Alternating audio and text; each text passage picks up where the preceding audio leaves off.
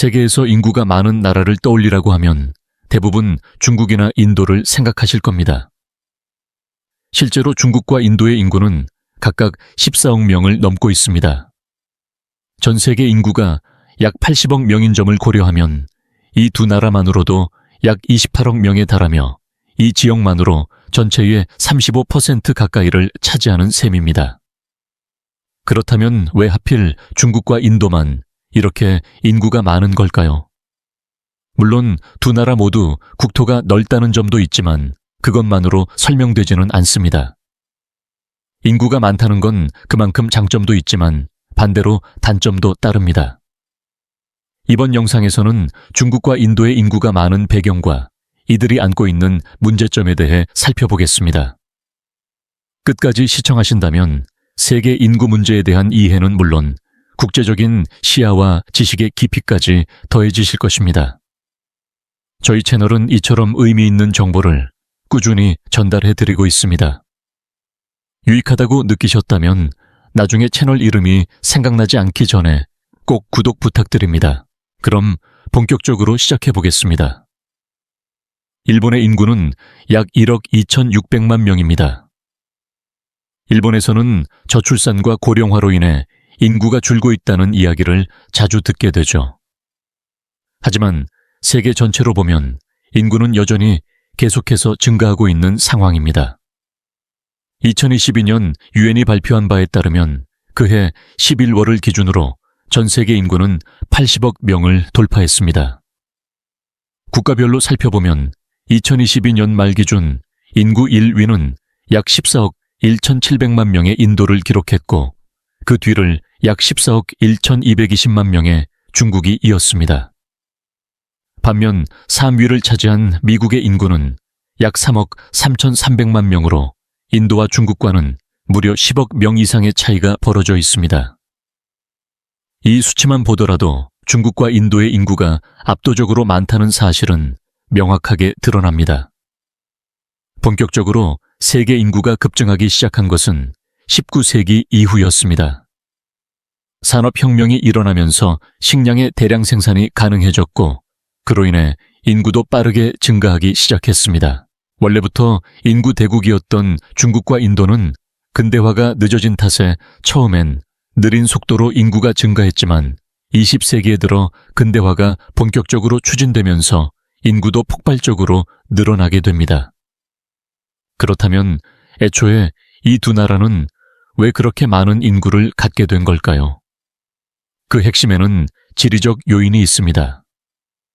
기원전 3000년경 세계 여러 지역에서는 중화 인더스, 메소포타미아 이집트와 같은 문명이 번성하고 있었습니다. 이들 문명의 공통점은 바로 대하천 근처에 자리 잡았다는 점입니다. 강가에 형성된 지역은 풍부한 수자원과 비옥한 토양을 갖추고 있어 농경 생활에 매우 적합했습니다. 즉, 사람이 살아가기 위해 필수적인 물과 식량이 안정적으로 확보될 수 있었기 때문에 자연스레 인구가 몰리고 점점 더 많은 사람들이 정착하게 된 것입니다. 다만 메소포타미아와 이집트는 기후가 건조한 지역이라 강수량이 적고 농경이 가능한 지역도 한정적이었습니다. 결과적으로 식량 생산에 한계가 있었고 인구 증가에도 일정한 제약이 따랐습니다. 하지만 중국과 인도는 고온다습한 기후 조건을 갖추고 있어 농업 특히 논농사에 매우 유리한 환경이었습니다. 쌀은 밀보다도 수확량이 많아 같은 면적을 기준으로 약 1.4배 정도의 생산 차이를 보입니다. 또한 밭농사와 논농사의 차이도 큽니다. 밭의 경우 동일한 작물을 계속 재배하면 연작장해가 발생하여 토양 내 영양 불균형이나 해충 발생으로 인해 수확량이 줄어들 수밖에 없습니다. 밭의 영양분이 점점 고갈되기 때문입니다. 반면 노는 작물을 통해 지속적으로 영양분이 공급되기 때문에 동일한 장소에서도 계속해서 농사를 지을 수 있습니다. 연작장애가 거의 없고 수확량도 많기 때문에 쌀 생산이 인구 증가에 유리하게 작용한 것입니다. 뿐만 아니라 중국과 인도는 작물뿐 아니라 가축 사육에도 알맞은 환경을 갖추고 있어 자급자족의 기반이 탄탄합니다. 이런 점들을 종합해보면 아시아 지역은 전체적으로 식량 생산에 매우 적합한 조건을 지니고 있으며 이는 결국 인구가 쉽게 증가할 수 있는 환경을 만들어냈다고 볼 수 있습니다. 실제로 세계 지도를 펼쳐보면 전체 인구의 약 60%가 아시아 지역에 집중되어 있다는 사실을 확인할 수 있습니다. 이 수치는 단순한 통계를 넘어 인류의 문명이 어디에서 발달해왔는지를 상기시켜줍니다. 그 중에서도 특히 중국과 인도는 넓은 국토를 가지고 있을 뿐만 아니라 비옥한 토지를 가능하게 해주는 대하천을 보유하고 있는 지리적 이점까지 갖추고 있습니다. 양쯔강 황하, 겐지스강과 같은 강들은 단순한 수자원 이상의 의미를 지니며 고대부터 현재까지 농경과 도시 형성의 중심축이 되어 왔습니다. 이러한 최적의 조건 덕분에 두 나라는 압도적인 인구 증가를 이루어낼 수 있었던 것입니다. 게다가 인도는 1970년대를 기점으로 이른바 녹색 혁명을 통해 농업 생산성을 비약적으로 끌어올렸습니다. 당시 식량난을 타개하기 위해 시작된 이 혁명은 단순히 곡물 생산량을 늘리는 데에 그치지 않고 인도의 경제적 자립 기반을 강화하는 중요한 전환점이 되었습니다.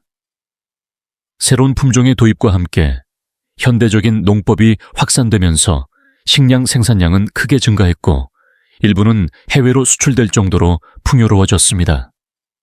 자연히 인구도 지속적으로 늘어났습니다. 이에 발맞춰 국가 차원에서도 농업 강화에 더욱 박차를 가해왔고 이는 인도의 지방 경제에도 직접적인 영향을 미쳤습니다. 그렇다면 실제 식량 생산량은 어느 정도일까요? 일본과 비교해보면 그 차이가 뚜렷하게 드러납니다. 2019년 기준 일본의 쌀 생산량은 약 1,052만 톤이었습니다.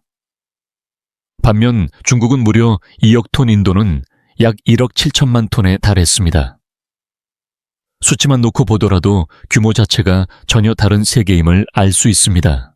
이처럼 식량 자급 능력은 단순한 경제 지표를 넘어 인구를 지탱하는 생존 기반이라는 점에서 중요한 전략적 자산으로 작용합니다. 이처럼 세계 인구 1위와 2위를 차지하고 있는 중국과 인도지만 두 나라가 처한 상황은 꽤 다릅니다. 가장 큰 차이는 바로 인구 밀도입니다. 총인구는 비슷하지만 인도의 면적은 중국의 약 1분의 3 수준에 불과합니다. 이를 단순 비교하면 인도 쪽이 훨씬 더 밀집된 사회라 볼 수 있습니다. 이는 도시, 인프라, 교통, 위생, 주거 환경 등 사회 전반에 영향을 주며 빈부격차나 도시, 슬럼화 문제의 원인으로도 작용합니다. 물론 중국도 사람들이 빽빽하게 몰려 사는 인상을 줄 수 있습니다. 하지만 실제로 중국의 국토 대부분은 고원지대나 사막 등 사람이 살기 어려운 지역입니다. 따라서 상당수의 인구는 동쪽 해안가 근처에 집중돼 생활하고 있습니다. TV에서 자주 볼 수 있는 중국의 고밀도 주거지역은 바로 이런 배경에서 비롯된 모습입니다. 베이징, 상하이, 광저우 등 주요 도시들은 도시국가에 가까운 인구 밀도를 보여주며 도시계획이 국가 전략의 중요한 과제로 자리 잡고 있습니다. 여기에 또 하나 중요한 차이점이 있습니다. 인도의 인구는 지금도 꾸준히 증가하고 있는 반면 중국은 오히려 감소세로 돌아섰다는 점입니다. 이는 단순한 숫자의 문제가 아니라 국가의 미래 노동력과 경제 구조 전반에 영향을 미치는 중대한 변화입니다. 실제로 2022년 말 기준으로 인도는 마침내 중국을 제치고 세계 인구 1위 국가가 되었습니다. 이는 역사적인 전환점으로 21세기 세계의 무게중심이 인도에 한층 더 가까워지고 있음을 시사합니다. 그렇다면 이런 인구 역전 현상은 왜 일어난 걸까요? 먼저 중국의 상황부터 살펴보겠습니다. 중국은 1949년 건국 이후 국가 발전과 경제 성장의 동력으로 인구 증가를 적극적으로 장려했습니다. 당시 정부는 국민들에게 아이를 많이 낳도록 권장했고 실제로 인구는 순조롭게 늘어났으며 경제도 빠르게 성장하게 됩니다. 하지만 문제는 곧바로 찾아왔습니다. 인구가 너무 급격히 증가하면서 식량이 부족해졌고 거기에 자연재해까지 겹치면서 상황은 더욱 악화됩니다. 결국 1959년부터 1961년까지 중국은 대기근이라는 참극을 겪게 됩니다. 이 대기근은 인류 역사상 가장 규모가 큰 인재 중 하나로 평가되며 사망자는 수천만 명에 이르렀습니다. 그 후 1970년대에 들어서야 겨우 식량 문제가 어느 정도 해소되었고 다시 인구가 빠르게 증가하기 시작합니다. 그런데 당국은 또다시 이대로 인구가 계속 늘면 제2의 대기근이 올 수도 있다는 위기의식을 느끼게 됩니다. 그래서 결국 강력한 인구 억제 정책을 도입하게 되는데 그것이 바로 한 자녀 정책입니다. 이 정책은 한 부부당 자녀 수를 한 명으로 제한하는 제도였으며 1979년에 도입되어 2015년까지 약 30년간 시행되었습니다. 정책 시행 방식은 당근과 채찍이 분명했습니다. 예를 들어 첫째 아이만 낳기로 서약한 부부에게는 보조금이나 주택 농지 등의 혜택이 주어졌습니다. 반면 이를 어기고 둘째를 낳은 경우에는 막대한 벌금이 부과되었죠.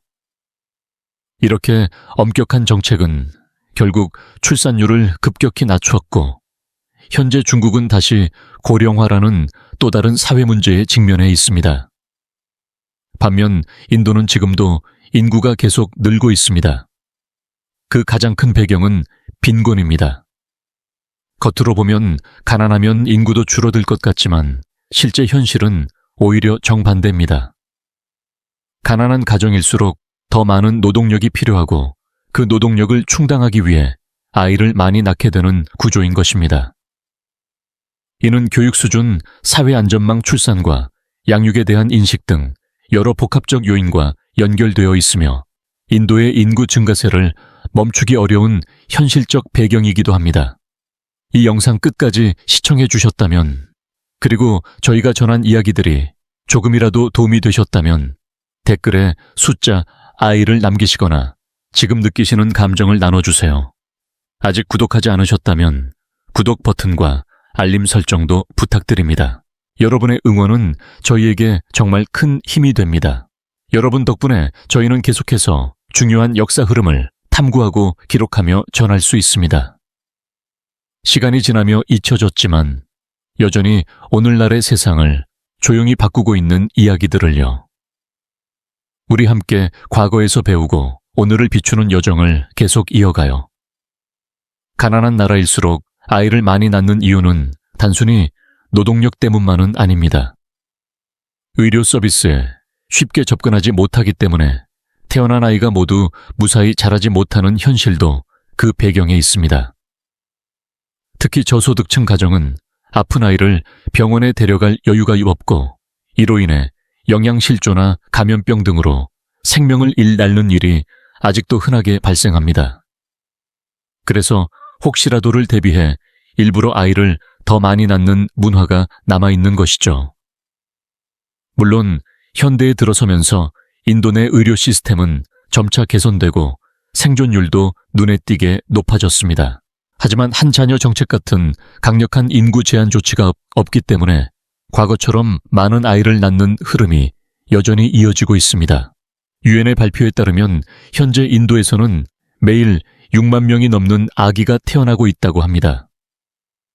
이는 전 세계에서 태어나는 신생아 6명 중 1명이 인도인이라는 뜻입니다. 또한 인도는 주변의 저소득 국가들로부터 이민을 받는 나라이기도 합니다. 방글라데시, 네팔, 파키스탄 같은 이웃 국가에서 일자리를 찾아 인도로 넘어오는 사람이 많고 이들도 인구 증가에 영향을 미치고 있습니다. 이처럼 다양한 요인이 복합적으로 작용하며 인도의 인구는 계속해서 증가하는 중입니다. 유엔이 발표한 2022년 세계 인구 전망 보고서에 따르면 세계 인구는 80억 명을 넘어선 지금도 계속 늘어날 것으로 예측됩니다. 2030년에는 85억 명, 2100년에는 무려 100억 명을 돌파할 것으로 보입니다. 그리고 그 중심에는 개발이 한창 진행 중인 나라들, 특히 인도가 있을 거라는 분석이 지배적입니다. 물론 인구 증가가 무조건 부정적인 것만은 아닙니다. 오히려 성장 동력이 되기도 합니다. 현재 인도의 국내 총생산지 DP는 세계 5위권이지만 오는 2027년에는 일본을 제치고 세계 3위로 올라설 것으로 전망됩니다. 인구가 많다는 건 곧 소비자도 많고 노동자도 많다는 뜻이기 때문입니다. 그래서 요즘 글로벌 기업들이 다음 기회의 땅으로 인도를 주목하고 있는 것이죠. 중국도 과거에 비슷한 길을 걸어왔습니다. 2010년경에는 일본을 추월해 세계 2위 경제 대국이 되었고 제조업과 수출 중심으로 눈부신 발전을 이뤄냈습니다. 하지만 지금 중국은 다른 문제를 안고 있습니다. 빈부 격차가 심화됐고 심지어 명문대를 졸업한 청년들조차 안정적인 일자리를 구하지 못하는 상황이 벌어지고 있습니다. 이런 청년들을 중국에서는 우링 우울한 영족이라 부르기도 합니다. 독립적인 주거비조차 감당할 수 없어 값싼 아파트를 여러 명이 나눠 쓰며 살아가는 모습에서 붙여진 이름입니다. 이는 단순한 사회현상이 아니라 경제 성장만으로 해결할 수 없는 인구 구조의 어두운 이면을 보여주는 단적인 예라고 할 수 있습니다. 중국의 대도시에는 지상의 방조차 감당하지 못해 지하 공간에서 살아가는 청년들도 있습니다. 이들은 지하족 D하족이라 불리며 말 그대로 햇빛도 들지 않는 지하에서 삶을 이어가고 있습니다. 이는 단순한 주거 문제가 아니라 젊은 세대가 겪고 있는 극심한 경제적 불안정의 상징이기도 합니다. 이처럼 인구가 많다는 사실은 무조건적인 강점이 되지 않습니다. 인구가 많을수록 그에 비례해 더 많은 자원이 필요하기 때문입니다. 대표적으로 식량, 물, 주택, 일자리, 에너지 같은 기본적인 요소들입니다.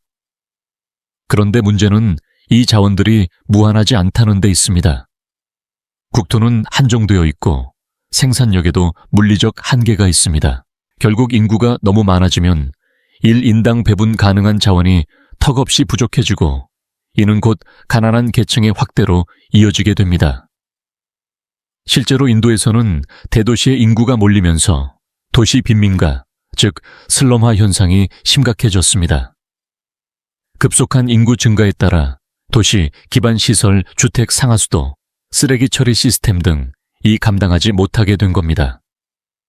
그 결과 아시아 최대 규모의 슬럼이 형성되었고 일부 도시는 전체 인구의 40% 이상이 슬럼에 거주하는 상황에 직면했습니다. 하지만 그렇다고 무리하게 도시 개발을 강행하면 또 다른 문제가 터져 나옵니다. 바로 환경 파괴와 자원 고갈입니다. 그리고 더 나아가 자원이 부족해지면 이를 둘러싼 범죄나 분쟁의 위험도 커질 수밖에 없습니다. 중국과 인도 역시 이런 문제들을 결코 외면하고 있지는 않습니다. 특히 환경 문제에 있어서는 탄소 배출 저감을 위한 다양한 시도가 이어지고 있습니다. 중국은 2020년부터 석탄 화력발전소 운영을 중단하며 탄소 감축을 선언했습니다. 하지만 2021년 이후 경제 회복과 이상기후로 인한 전력 수요 급증으로 다시 석탄 발전을 재개하는 등 정책이 흔들리는 모습도 보였습니다. 참고로 석탄을 연소시킬 때 발생하는 이산화탄소는 같은 양의 에너지를 생산할 경우 천연가스보다 약 2배 가까이 많다고 알려져 있습니다. 그만큼 환경에 끼치는 부정적 영향이 크기 때문에 단기적인 필요에 따라 석탄 의존도가 다시 높아지는 상황은 국제사회에서도 우려의 목소리가 커지고 있습니다. 인도 역시 석탄 화력 발전 문제가 심각합니다. 현재 인도 전체 전력 생산의 약 3분의 1 이상이 석탄에 의존하고 있습니다. 왜 석탄일까요? 이유는 단순합니다. 너무나 저렴하기 때문입니다. 인도는 여전히 전력 접근성이 낮은 지역이 많고 수많은 산업과 공장이 에너지에 목말라 있는 상황입니다.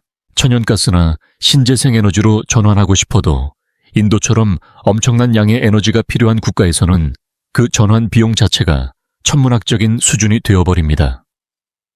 특히 정부 보조금 없이 운영되는 중소기업이나 농업 부문에서는 값싼 에너지원에 의존할 수밖에 없습니다. 문제의 심각성은 분명 인식되고 있지만 현실적으로는 개선 속도가 매우 더딘 상황입니다. 탄소 배출과 대기오염 문제는 심각해지고 있으나 경제 성장과 생존이 먼저인 현실 속에서 장기적인 환경 정책은 늘 뒷순위로 밀리기 일쑤입니다. 한국에서는 상상하기 어려운 일이지만 인도처럼 계속해서 인구가 늘어나고 있는 나라에서는 때때로 출산 자체를 억제하려는 정책도 필요해질 수 있습니다. 이러한 고민은 단지 에너지 문제에 국한되지 않고 교육, 의료, 주거, 고용 등 전반적인 국가 인프라의 부담으로 이어지게 됩니다. 중국은 이미 한 발 앞서 저출산 정책을 시행했던 국가입니다. 그 결과 출생률이 급격히 떨어지면서 인구 증가율도 둔화되었고 오히려 출산 기피라는 새로운 사회 문제를 마주하게 되었습니다. 2022년 중국의 신생아 수는 전년도보다 10%나 줄어들며 1,000만 명 아래로 떨어졌습니다. 이는 단순한 수치 감소를 넘어 노동 인구의 급감과 고령화 사회 진입이라는 구조적 위기를 예고하는 지표이기도 합니다. 이에 대응해 중국 정부는 2016년에는 2자녀까지 허용하는 정책을, 그리고 2021년에는 3자녀까지 허용하는 방침을 발표했지만 출산율은 여전히 회복되지 않고 있습니다. 이는 단지 출산 허용 숫자의 문제가 아니라 더 복잡한 구조적인 원인이 존재한다는 신호이기도 합니다. 많은 젊은 부부들이 출산보다 생계 유지와 자기 개발을 우선시하고 있으며 주택 가격 상승과 양육 비용 증가, 고용 불안정 등의 문제도 아이를 낳고 기르기 어렵게 만들고 있습니다. 중국에는 호적제도라는 독특한 시스템이 존재합니다. 도시에서 태어난 사람은 도시 호적을, 농촌에서 태어난 사람은 농촌 호적을 부여받고 이는 일반적으로 변경이 불가능합니다. 이 제도는 농촌 인구의 무분별한 도시 유입을 통제하기 위해 만들어졌습니다. 그래서 농촌 출신 근로자가 도시에 나와 자녀를 낳더라도 그 자녀는 도시의 공립학교에 입학할 수 없는 구조였습니다. 이런 제도는 결과적으로 사회적 이동성을 제한하고 특정 계층이 교육 복지 혜택에서 소외되는 문제를 낳았습니다. 하지만 최근 들어 이 제도에도 변화가 생겼습니다. 도시의 대학에 입학해 졸업하면 도시 호적을 부여받을 수 있도록 제도가 바뀐 것입니다.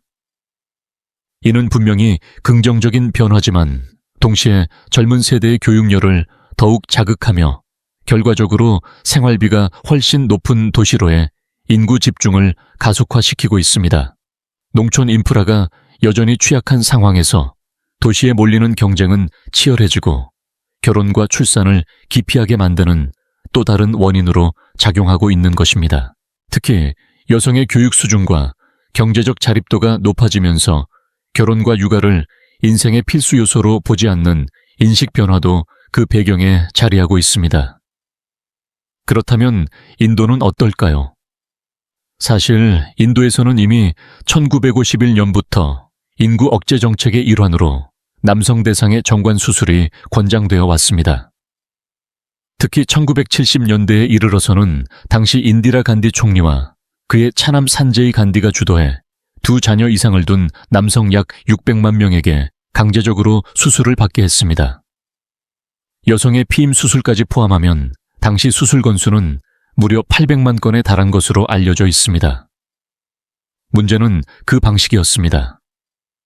경찰이 직접 빈곤층과 같은 사회적 약자들을 강제로 데려가 수술을 받게 하는 일이 전국 곳곳에서 벌어졌고 이로 인해 국민들의 분노가 극에 달했습니다.